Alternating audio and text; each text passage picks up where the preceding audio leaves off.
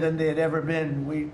They said don't order eggs for Easter at the White House, and we ended up doing it, and we got the egg prices way down, lower than what they were before. But the word affordability is a con job by the Democrats. They say affordable. I watched the other day where some very low IQ congresswoman talked about affordability, affordability, affordability. She had no idea. Their prices were much higher. As an example, energy, gasoline, we're now at about $2.50 a gallon. We're going to be, I think, at $2 a gallon. We could even crack that at some point. I'd love to do it. And we could do it more easily if we weren't building up the strategic national reserves, which Biden emptied out before the election so that he could try and get elected, meaning he started it, then he got thrown out of the race. Then she took over and she kept it going, and they emptied out these strategic national reserves, which are really meant for something else. They're not meant to keep people happy with their gasoline price. They're meant for war. They're meant for problems, big problems. He emptied it out, and then she continued it during the process of trying to get elected. Didn't work out too well for him. And they virtually brought it down to the lowest level, I believe, in history. And it didn't have much of an impact because the prices were very high. But our prices now for energy, but for gasoline, are really low. Electricity's coming down. And when that comes down, everything comes down. But the word affordability is a Democrat scam. They say it, and then they go into the next subject. And everyone thinks, oh, they had lower prices. No, they had the worst inflation in the history of our country. Now, some people will correct me, because I always love to correct me, even though I'm right about everything. But some people like to correct me, and they say 48 years.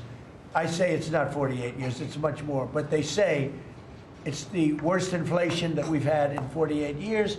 I say ever. But whether it's 48 years or ever, it's pretty bad. We had the worst inflation that we've ever had. Since last January, we've stopped inflation in its tracks. And there is still more to do. There's always more to do, but we have it down to a very good level. It's going to go down a little bit further. You want to have a little tiny bit of inflation. Otherwise, that's not good either. Then you have a thing called deflation. And deflation can be worse than inflation. But we have it almost, we'll soon be at a perfect level, but we inherited the worst inflation. But we have 20 states that are now selling gasoline at less than the $2.75, think of that, $2.75, and it was at $5 under Sleepy Joe. Grocery prices are down with the cost of Thanksgiving turkey this year down 33%. It was lower than 33% lower than under the Biden administration. Egg prices are way down 86%, thank you.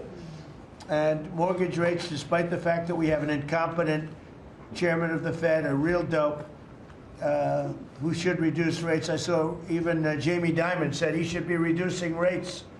I never saw Jamie Dimon say that. I wonder why he said that. But he really said it because he's right. But we have a guy that's just a stubborn ox who probably doesn't like your president, your favorite president. But they're going to be coming down. We'll be announcing somebody probably early next year for the new chairman of the Fed. I talked to Scott about taking the job, but he doesn't want it.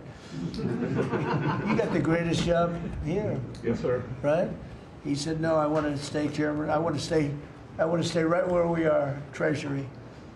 And I think we're doing really great, aren't we? We're doing great, sir. It's a great team to be part of. Yeah, no, it's amazing.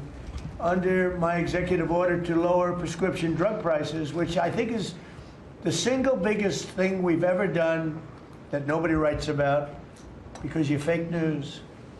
I've made unprecedented deals along with Bobby and Oz and all of the people that work on it. A lot of people that you wouldn't even think work on it, but they do, to slash drug prices by 200%, 300%, 400%, 500%, 600%, 700%, 800%.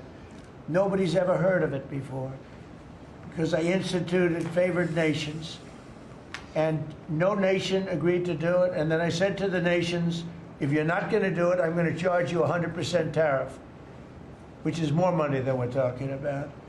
And they said, sir, we'd love to do it. Please, we would be honored to do it.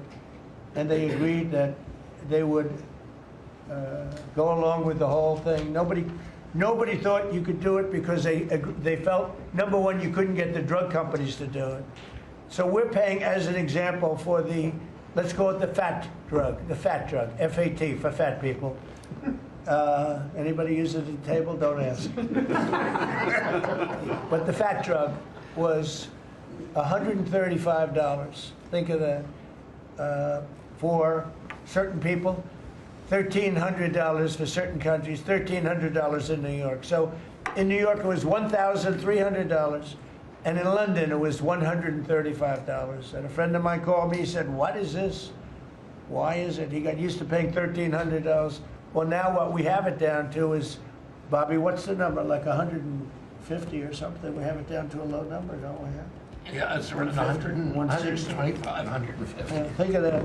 So we got it down from $1,300 to $125 to $140, depending on various countries.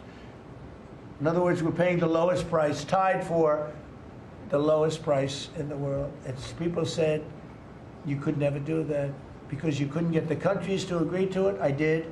Every country agreed to it because I said, if you're not going to agree to it, that's okay, I'm going to charge you tariffs. And as soon as I said that, they said, we agree. And then we had to be a little tough with the drug companies, but they came along. The bigger problem was the countries. The countries just wouldn't go along with it, but they did, every country. So we have reduced drug prices by 500, 600, 700, 800, 900%, depending on the drug, depending on the company, depending on all of the different factors involved.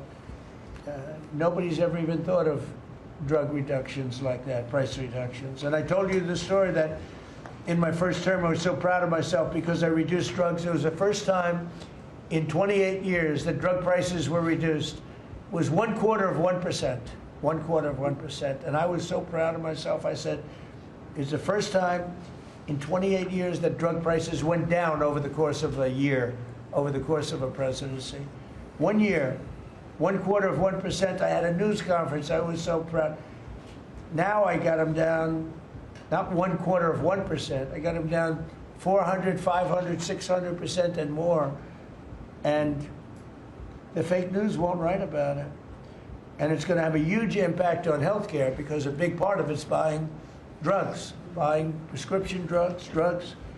It's going to have a huge positive impact because Obamacare is a disaster. I said it years ago, and I say it now, and the money should be paid, taken away from the insurance company. Obamacare was made to make the insurance companies rich. Their stocks have gone up 1,000% in a short period of time because the money goes to the insurance company. I want the money to go to the people. Let all the money go to the people, and let the people go out and buy their own health care. And I see on television, people are advertising now, we will help you buy health care.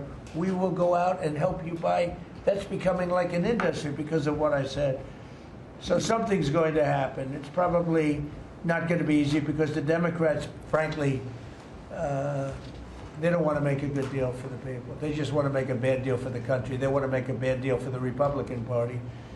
But the Republican Party is united, and I will say that what I would like to do is the money doesn't go, trillions of dollars get paid to drug companies.